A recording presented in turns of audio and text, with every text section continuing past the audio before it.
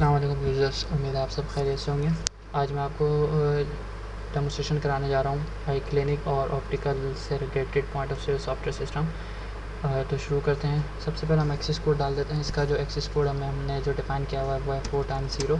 वो आप चेंज कर सकते हैं, आगे जाके मैं वीडियो में आपको बता भी दूँगा। तो ये मैंने ओपन किया है। तो सबसे पहले हम चले जाते हैं इन्वेंट्री के अंदर। प्रोडक्ट डिटेल है हमारे पास। प्रोडक्ट डिटेल के अंदर अगर आप देखें तो मेरे पास लिस्ट आ रही है मेरी इन्वेंट्री की। बेसिकली इन्वेंट्री आपकी क्या है, जो शॉप के अंदर जो आपकी इन्वेंट्री पड़ी हुई है, आपके ग्लासेस हैं, आपके जो है वो लेंस है, इसी तरह आपकी मेडिसिन्स हैं, तो वो सारी चीज़ें आपकी इन्वेंट्री के अंदर शामिल हो जाती हैं। चाहे वो आपके वेयर हाउस में पड़ी हो, चाहे वो आपके शॉप में पड़ी हुई हो, तो वो दोनों चीज़ें आपकी इन्वेंट्री के अंदर काउंट होती हैं और वो एक ही जगह यहाँ पे डाली जाती हैं। एज ए इन्वेंट्री वो यूज़ हो रही होती है। तो ये बेसिकली हमारे पास जो है वो इन्वेंट्री की जो है ये लिस्ट है। अगर इस लिस्ट का आप प्रिंट आउट निकालना चाहते हैं कि मेरी लिस्ट में क्या क्या चीज़ें हैं, तो आप सिंपल यहाँ पे प्रिंट का एक ऑप्शन आ रहा है, या प्रिंट जब करेंगे तो ये आपको प्रिंट करके ला के दे देगा कि आपके पास जितने भी आइटम है वो कौन सी कैटेगरी है, उसका आइटम नेम क्या है, डिस्क्रिप्शन, बारकोड, उसकी परचेज प्राइस, उसकी सेल प्राइस कितनी है।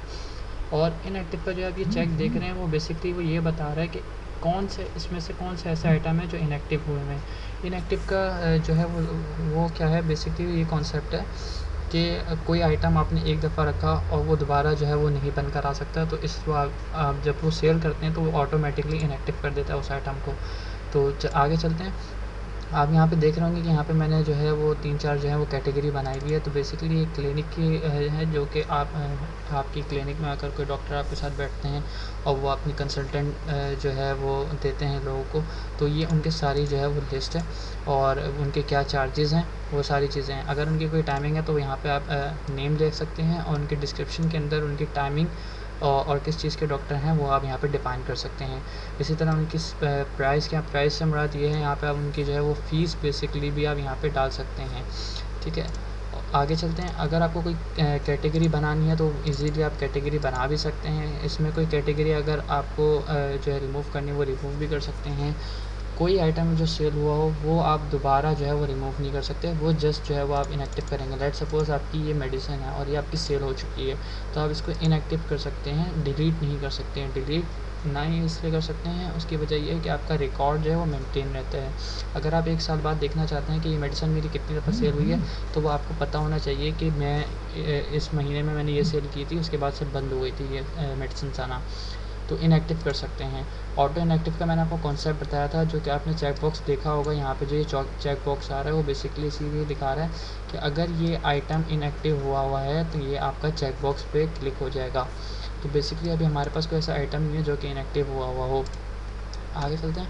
मैं आपको कैशिंग स्क्रीन का मॉड्यूल दिखा देता हूँ। ये हमारा कैशिंग स्क्रीन का मॉड्यूल है। कैशिंग स्क्रीन पर अगर आप जाते हैं तो मैंने यहाँ पे 3 टैब बनाए हुए हैं। एक क्लिनिक का है, मेडिसिन का है, फिर ऑप्टिकल जोन का है।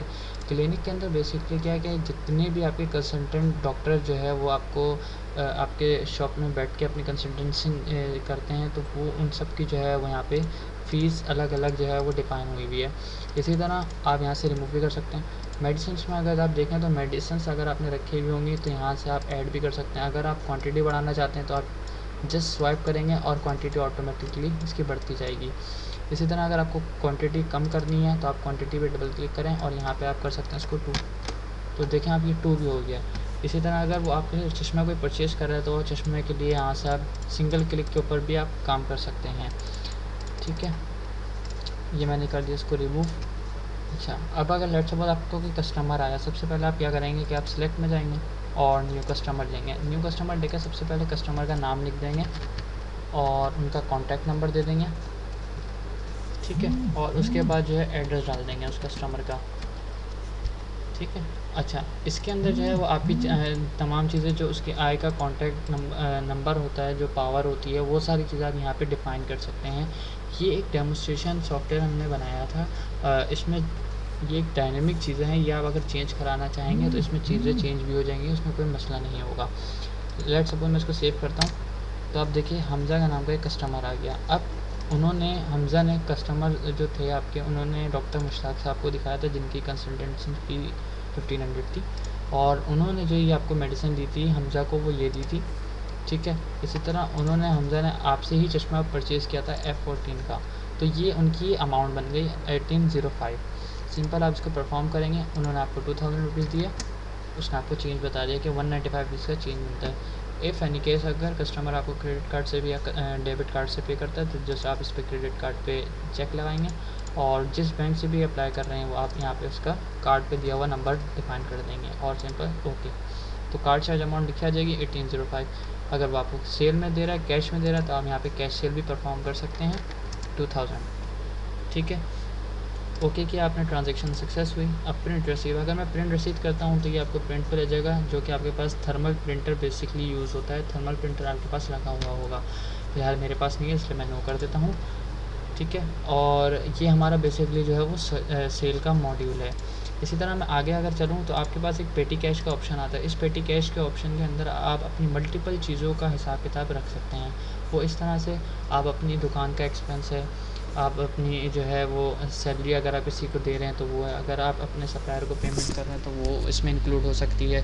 इसी तरह आप अगर किसी भी अपने एम्प्लॉय को अकाउंट से रिलेटेड कोई पेमेंट कर रहे हैं या कोई लोन दे रहे हैं तो वो भी आप यहाँ पे मैनेज कर सकते हैं। तो सबसे पहले लेट सपोज अगर मैं बात करूँ किसी भी अकाउंट से हवाले से, अगर मैंने एक्सपेंस देना है अपनी शॉप का तो मैंने क्या करना है, न्यू करना है। न्यू करके मैंने अमाउंट लेट सपोज डाल देनी है 50,000 और पे टू मैं दे देता हूँ Kashif rent for the month of May 21। ठीक है, और अगेंस्ट पार्टी पे मैंने चेक लगा लिया और ये जो है वो बेसिकली जो है वो मेरे अदर अकाउंट है, एक्सपेंस है बेसिकली मेरा। तो मैंने एक नई कैटेगरी बना ली, न्यू अकाउंट, और जो है यहाँ पे मैंने नाम लिख दिया काशिफ, उनका कॉन्टैक्ट नंबर दे दिया।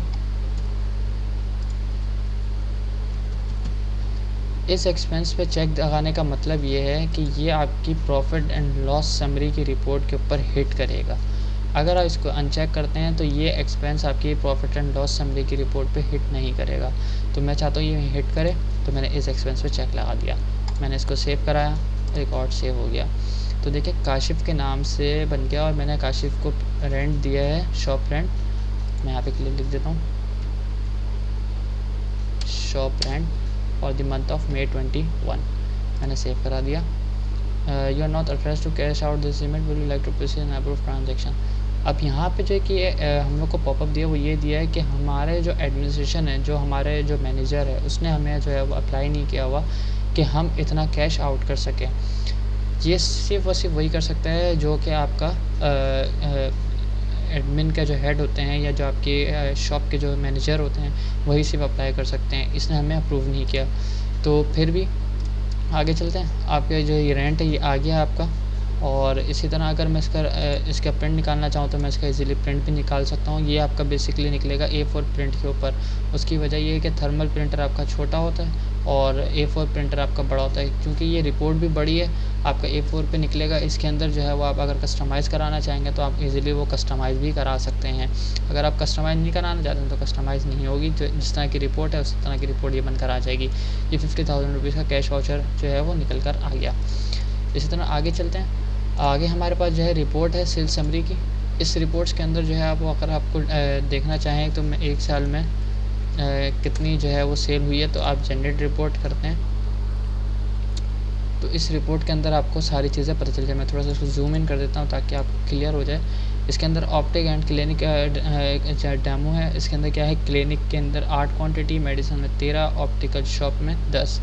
तो ये टोटल अभी फ़िलहाल मुझे जो है वो सिर्फ कैटेगरी का नाम बता रहा हूँ और उनकी अमाउंट बता रहा है। बट मैं ये चाहता हूँ कि ये मुझे डिटेल दे कि क्लिनिक में क्या सेल हुआ, मेडिसिन में क्या सेल हुआ, ऑप्टिकल शॉप में क्या सेल हुआ। तो मैं क्या करूँगा, डिटेल पे चेक लगाऊंगा और मैं जनरेट करूँगा। अब मैंने जब जनरेट की, मैंने क्या 150 इसको, अब ये मुझे बता रहा है कि क्लिनिक पे आपने डॉक्टर इसरार साहब की एक कंसल्टेंट फ़ीस थी, डॉक्टर मशहूर की इतनी थी, डॉक्टर मुश्ताक की इतनी थी, डॉक्टर रिदा की इतनी थी, और ये इनकी टोटल अमाउंट बनी थी। ठीक है, इसी तरह अगर मेडिसिन में देखूँ तो मैं मेडिसिन में मेरी सबसे ज़्यादा जो मेडिसिन सेल हुई है वो कौन सी हुई है। ऑप्टिकल शॉप के अंदर जो है कौन कौन से आइटम मेरे सेल हुए हैं। ठीक है, इसी तरह अगर आप पेटी कैश की डिटेल देखना चाहें तो पेटी कैश की डिटेल भी आपको यहाँ पे मिल सकती है कि एक एक्सपेंस आपको 120 का हुआ है। दानियल ने आपको 100 रुपये दिए थे तो क्रेडिट इन हुआ, एडवांस अगेंस्ट ऑर्डर नंबर 1। ठीक है, अली बाबा से आपने कोई चीज़ आइटम मंगाई थी कि परचेज़ अली बाबा आइटम, इसी तरह दानियाल जो है अगेंस्ट ऑर्डर नंबर 2 उन्होंने आपको 100 रुपये और दिए थे। इसी तरह काशिफ को आपने रेंट पे किया था जो डेबिट हुआ था, टोटल आपका जो एक्सपेंस हुआ वो ये हुआ है और आपका जो क्रेडिट इन हुआ है वो इतना हुआ है। तो ये आपकी कंप्लीट रिपोर्ट जो है ना वो आपके काम आ सकती है। इसी तरह अगर मैं आपको आगे दिखाऊँ, हमारे पास एक रिपोर्ट जो है ये पेटी कैश की जो रिपोर्ट है, इसके अंदर भी आपके तमाम सारी चीज़ें जो है वो डिटेल आ रही है कि 21 तारीख को, 4 तारीख को, 18 तारीख को जितने भी आपके एक्सपेंस हो रहे होंगे या कैश इन हो रहे होंगे, कैश आउट हो रहे होंगे, वो सारी चीज़ें आपको इसमें बता रहा है। अगर आप किसी का प्रिंट आउट निकालना चाहेंगे तो वो प्रिंट आउट भी आपको यहाँ से इजीली मिल जाएगा कि यार मैं इतने महीने में कौन कौन से डेज़ को या कौन कौन सी तारीख को हमने कितने ट्रांजेक्शन की थी। ठीक है। इसी तरह अगर आप सेल्स की रिपोर्ट देखना चाहते हैं तो सेल्स की भी रिपोर्ट आपको इसी में से मिल जाएगी। मैंने जस्ट रिव्यू पे चेक लगाया, चेक लगाने के बाद मैंने जो है वो डेट को कर दिया बैक 2020 किया, तो ये जगह जनरेट रिपोर्ट आ गई। मुझे पता चल गया क्रेडिट कार्ड से क्या पेमेंट हुई थी, किसकी पेमेंट हुई थी, मेडिसिन हुई थी, ये हुई थी, इतने की इसकी प्राइस थी। ठीक है। इसी तरह अगर मैं देखूँ कि गिफ्ट किसने दिया है तो गिफ्ट का भी मुझे पता चल जाएगा कि भाई गिफ्ट इतने की, ये प्राइस की थी इतनी क्वांटिटी में इतनी अमाउंट पे, तो मुझे गिफ्ट का भी पता चल जाएगा। तो ईच एंड एवरीथिंग की रिपोर्ट आपको ना यहाँ से इजीली मिल सकती है। इसी तरह अगर आप एजेंट वाइज देखना चाहते हैं या यूज़र वाइज देखना चाहते हैं, यहाँ पे जितने भी यूज़र आ रहे होंगे और जिन्होंने जो सेल की होगी वो सारी यहाँ पे आ रही होगी। अगर मैं जनरेट रिपोर्ट करूँ तो देखें अदनान के नाम से जो आ रही है वो ये 2 आ रही हैं कि ये दोनों इन्होंने चीज़ें सेल की थी, कैश पे इतनी थी और क्रेडिट कार्ड पे इतनी थी। दोनों सेलें जो है ना वो आपको शो हो रही होंगी इसके अंदर। ठीक है। इसी तरह अगर आप जो परेशान होते हैं कि स्टॉक वगैरह कैसे हम मैनेज कर सकते हैं, तो आपके पास जो है हमारे पास मॉड्यूल जो है वो स्टॉक मॉनिटरिंग का भी एक मॉड्यूल है। इसके अंदर क्या है देखें, आप क्वांटिटी देख सकते हैं कि इसमें -1 जा रही है, ये भी -1 जा रही है, ये भी -1 जा रही है। ठीक है। इसी तरह आप अगर कोई फाइंड करना चाहते हैं तो आप यहाँ पे इजीली अगर आप फाइंड करें तो आपको यहाँ पे F- करके अगर आप फाइंड करेंगे तो F- से रिलेटेड जितना होगा वो पूरा मैं सर्च करके ले आएगा जहाँ पे भी F- आ रहा होगा। लेकिन अगर आप चाहते हैं कि सिर्फ आइटम नेम के अंदर मैं सर्च करूँ तो ये शो ऑटो फिल्टर है। शो ऑटो फिल्टर पे जब आप क्लिक करेंगे तो आप यहाँ पे लिखेंगे ना F-, मैं लेट सपोज को मैं पहले मैं रब कर देता हूँ और उसके बाद मैं कर देता हूँ F-1। तो F-1 से स्टार्ट होने वाले जितने भी लेटर हैं वो सारे आ गए। ठीक है। इसी तरह अगर आप जो है वो चेक करना चाहते हैं कि मैं ऑप्टिकल शॉप का सिर्फ देखूं तो ऑप्टिकल शॉप से रिलेटेड जितना भी होगा वो सारा आ जाएगा आपके पास, जितने भी हैं सारे आ रहे हैं। ठीक है। तो स्टॉक मॉनिटरिंग बेसिकली हमारे पास क्या है वो यही हमें बताता है कि यार आपके पास कितना आइटम है और कितना आइटम नहीं है। इसका भी आप प्रिंट निकाल सकते हैं इजीली, इसका भी आपको प्रिंट आउट पता चल जाएगा। अगर आप किसी को देना चाहते हैं, किसी को चेक कराना चाहते हैं कि ये जो है ये प्रिंट आउट इसका निकला है, इसको जो है क्रॉस चेक करो कितना है या नहीं है, तो ये भी आपको पता चल सकता है इजीली। अगर आप इसको जो है इसका फॉर्मेट भी चेंज करना चाहते हैं तो इसका फॉर्मेट भी इजीली आप चेंज कर सकते हैं। इसको आप PDF में कन्वर्ट करना चाहते हैं तो सिंपल आप प्रिंट करेंगे, तो प्रिंट जब आप करेंगे तो उसका जो है वो PDF फॉर्मेट भी आपसे पूछेगा, माइक्रोसॉफ्ट प्रिंट टू PDF। तो जब आप PDF पे क्लिक करेंगे और प्रिंट करेंगे तो आपको एक PDF फॉर्मेट बना के भी दे देगा जो आप इजीली यूज़ कर सकते हैं। तो ये हमारा बेसिकली एक छोटा सा सॉफ्टवेयर है। इस सॉफ्टवेयर के अंदर जो है मज़ीद कस्टमाइजेशन अगर आपकी ज़रूरत होगी, आपकी नीड होगी बिज़नेस से हवाले से, तो वो हम आपको करके देंगे और इंशाल्लाह ताला आपके जो फ्यूचर में जो है ये आपके बहुत काम आएगा। उम्मीद करता हूँ आपको वीडियो पसंद आई होगी। अपना बहुत ज़्यादा ख्याल रखिएगा। अल्लाह हाफ़िज़।